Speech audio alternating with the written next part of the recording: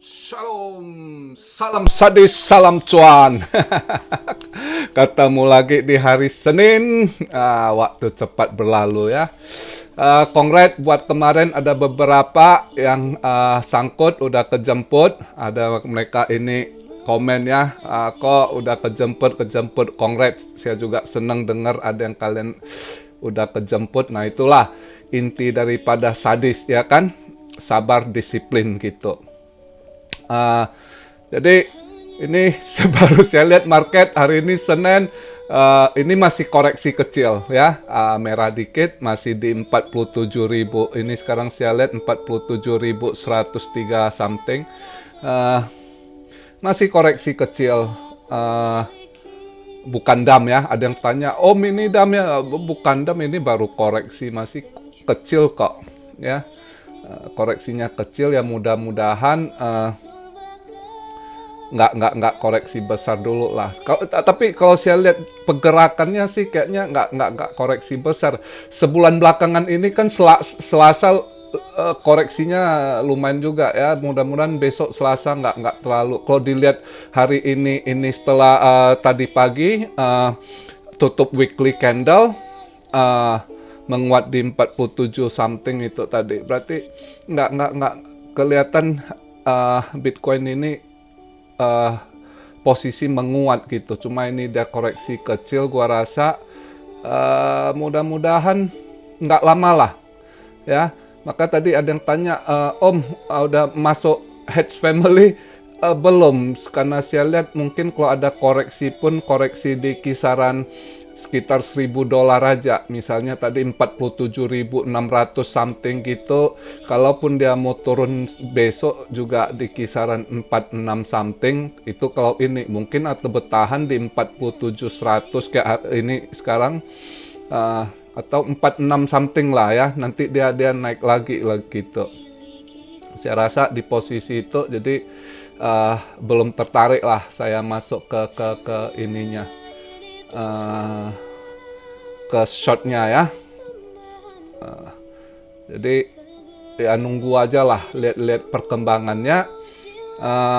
Saya hari ini sedikit jawab berapa pertanyaan kalian aja gitu ya, karena market juga ini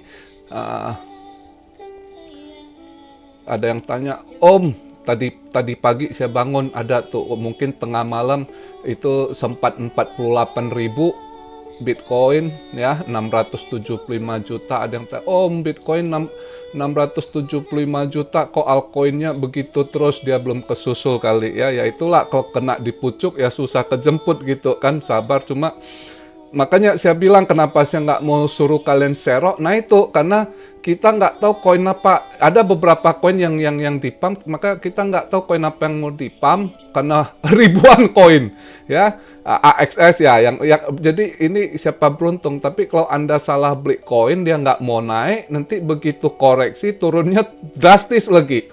Anda sangkutnya susah kejemput gitu. Makanya saya lihat ya mending sabar dulu karena kondisi begitu. Kecuali Anda mau serok Bitcoin dari kemarin ya boleh gitu ya.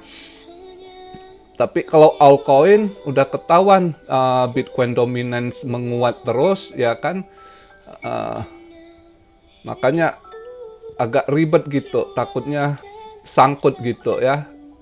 Karena kalau sangkut ini nanti nggak seperti awal-awal tahun kemarin, kalau sangkut nggak apa-apa, kita tunggu ketahuan kebaca, nanti kita bisa nyusul. Sedangkan ini kan posisi saya selalu ngomong, ini udah semua wanti-wanti, bukan saya ngomong, itu para expert ya. Kalian juga lihat berita kan, bukan Robert Kiyosaki aja, banyak Robert Kiyosaki agak ini, tapi sebenarnya udah banyak yang menganalisa prediksi bakal keras di bulan Oktober ini, termasuk si camat Pali Hapitia. Kemarin saya sempat lihat juga dia punya interview, dia juga taksiran gitu. Menurut dia 85% gitu keras ya. Kalau menurut dia. Kalau menurut Roy Kiyoshi big crash dalam histori gitu. Ya tergantung lah, masing-masing punya analisa. Tinggal kita yang ngelihat gimana kita cernanya gitu kan. Namanya juga analisa prediksi. Dan kalaupun terjadi, kadang bukan pasti di Oktober gitu, ya, bisa aja bulan depan November gitu, ya. Namanya mereka analisa. Cuma paling nggak kita tuh udah wanti-wanti, udah tahu, karena ini pasti kita lihat kondisi krisis ini terjadi karena nggak pernah sebelum-sebelumnya dengan krisis karena corona ini, ya. Terus sekarang ini kan namanya mereka ini kenapa dibilang bisa besar krisisnya? Karena sekarang ini kayak Cina sama Amerika ini, karena mereka negara produsen gitu ya, sekarang itu deflasi. Nah, inilah yang namanya mereka nanti kenanya crash ini karena deflasi. Ya, setelah crash deflasi ini menunggu lagi crash di inflasi, karena inflasi nggak bisa di stop juga begitu. Nah, maka kenapa efeknya bisa dibilang crash-nya ini besar itu karena dua crash akan benturan, ya, antara crash deflasi dengan crash inflasi ke depannya nanti gitu. Ya, ini yang mereka taksirkan crash deflasi dulu gitu. Menurut beberapa pakar gitu, bukan menurut saya cuma baca, ngelihat, kita juga analisa gitu. Terus saya share, saya bagikan ke kalian, bagi yang kurang bisa bahasa Inggris. Kalaupun ngerti bahasa Inggris, belum tentu Anda ngerti bahasa ekonominya gitu, bahasa ininya, ya. Ya, saya juga belajar gitu. Saya juga banyak belajar. Saya selalu katakan kita itu belajar itu tidak membatasi usia gitu ya. Apalagi saya selalu sarankan buat kalian yang anak-anak muda, kalau otak masih lancar, encer, pakai terus asal otak kalian gitu. Jangan sia-siakan waktu, karena begitu udah usia seperti saya, susah, sering lupa ini itu. Nah, namun untuk kalian muda-muda, manfaatkan betul-betul ya. Karena dengan masa muda tuh otak kita itu, memori kita itu masih bagus sekali gitu. Jadi di-input terus gitu ya. Nah, terus baca, kita lihat. Nah, saya sendiri begitu. Menganalisa, baca, terus lihat orang-orang educated, orang-orang sukses yang mau membagi ilmunya gitu ya. Jadi kemarin saya setiap kalau ada waktu, misalnya saya off gitu ya, saya nggak buat, saya selalu review siapa apa yang dibahas ya kan, Ray Dalio interviewnya ya kan, terus Jim Richcard ya kan, Lynn Alden, itu saya rutin saya lihat, Kit Connors gitu ya. Jadi dengan banyak itu kita lihat, kita tiap mereka sudah wanti-wanti gitu. Nah, kalau mereka udah wanti-wanti, mereka udah standby, kita udah harus standby juga gitu. Maka sekarang itu kenapa saya nggak bilang, oh masuk seroin, udah nggak mau, saya mau justru suruh kalian kumpul duit, ya kan, kumpul duit itu tunggu momen gitu. Kapan? Belum tahu, tapi nggak usah buru-buru. Ngapain buru-buru kalau Anda salah langkah, Anda masuk jurang, mending tunggu lihat momennya. Karena orang kaya, justru banyak orang kaya tuh nunggu momen crash. Saat crash lah mereka bisa beli harga bottom gitu. Ya. Nah, disitulah Anda baru serok harga bottom gitu. Oke. Nah, terus ada yang nanya, kok Sandi Cipta ya, Sandi Cipta mau tanya, batu bara masih melambung nih ya karena krisis energi ya. Sekarang semua tahu krisis energi, harga gasolin juga melambung tinggi ya. Jadi banyak perusahaan-perusahaan listrik yang pakai gas gitu ya, gasolin itu naik 250% maka biaya ini. Nah, mereka kembali ke pakai mesin lama, pakai batu bara. Melambunglah harga batu bara, ya kan? Melambung harga batu bara. Nah, kalau sekarang Anda mau masuk, ya telat gitu, karena udah melambung. Karena ini semuanya kalau saat melambung ini kan bukan berlangsung ini. Nanti ada lagi, oh kita ganti lagi, ya kan? Oh saya udah soft, udah ada stok. Ini agak melambung, ini kan semua beli stok untuk winter. Ya, makanya Sandi Cipta jangan masuk lagi. Saya bilang udah melambung, jangan masuk lagi. Kenapa?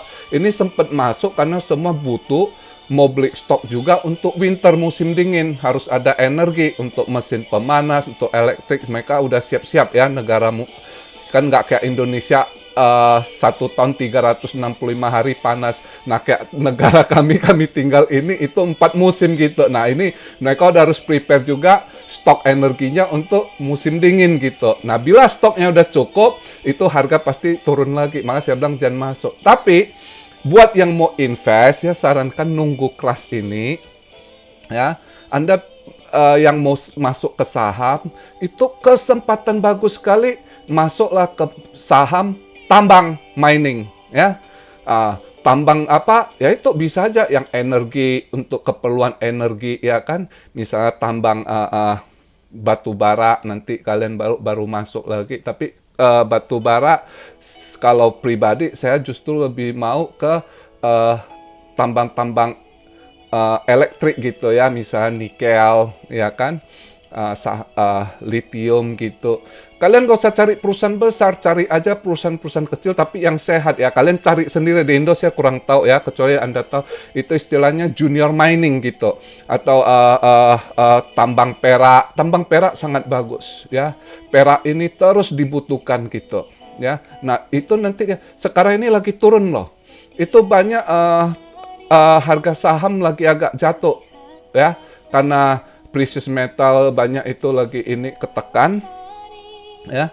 Tapi tunggu ini juga crash, itu kalian bakal dapat banyak saham murah juga gitu kalau mau masuk. Nah saat crash itu belilah saham-saham mining, junior mining, istilah saham pertambang-tambang kecil gitu, tapi yang sehat. Kalian harus tahu siapa yang kelola ya kan, yang harus periksa manajemennya lagi gitu ya. Nah itu ini. Terus juga yang mau beli emas, yaitu saat crash juga itu emas pasti anjlok juga. Di situ Anda serok bottom, tunggu lagi, itu nanti kalau inflasi dia naik lagi. Ini kan lagi dimainin harga emas gitu ya, precious metal banyak yang ditekan juga karena efek tapering lah ya kan, dolar menguat ya kan, banyak faktor, maka precious metal ya kalian tunggu. Jadi untuk yang invest panjang gitu, kalian bagi portfolionya, sedikit ada di emas nanti kan, di saham juga sedikit. Nah nanti portfolionya berapa, 5-10% di kripto gitu ya. Kripto apa? Ya kita tunggu pasti yang jelas DeFi yang udah misal pemerintah mau pakai. Kalau Anda yang agak ada modal ya Anda bisa beli Solana gitu ya kan, Chainlink, yang masih murah Cardano gitu, XRP gitu ya kan. Terus nanti ada yang tanya yang murah-murah lagi dia. Kalau kalian cari-cari yang 2 digit, 3 digit, ya harus tunggu bener-bener ini mereka yang udah bisa lewat krisis atau enggak. Kalau yang misalnya Solana udah ada investor, Avalanche gitu, Cardano ya ada investor, XRP yang udah kuat juga, mereka yang udah bilioner gitu. Kalau Anda invest saat bearish Anda serok, ya itu nggak apa-apa ya. Kalaupun nanti ada apa-apa, berarti ya Anda bener amsyong apes lah, karena udah kuat juga. Kalau ada masa ya gimana. Tapi kalau mau cari kripto yang 2 digit, 3 digit, itu harus sabar dulu, nggak bisa masuk dulu karena mereka harus lewat ujian dulu, bisa bertahan di bearish nggak gitu ya kan, finansialnya kuat nggak, ada investor yang masuk nggak ya kan, itu semua harus terus timnya gimana ya kan, itu masih perlu dikaji ya, yang gitu-gitu. Maka tunggu, kalau kalian yang mau invest di kripto cari yang harganya masih 2-3 digit, itu juga harus sabar nunggu, mungkin sampai tahun depan. Kalau bearishnya tahun depan baru bener-bener di bottom ya, waktu itu gitu. Jadi nggak ada telat gitu ya. Jadi begitu aja video saya hari ini yang saya sampaikan. Intinya sabar. Anda mau buat uang, nggak bisa buru-buru mau ini mau, bukan begitu ya kan. Di invest itu sabar, itu ketenangan, baru eksekusi, baru bisa buat uang. Oke, salam saya Rio dari Tokyo. God bless you all. Be blessed, be blessed, be blessed. Immanuel, haleluya.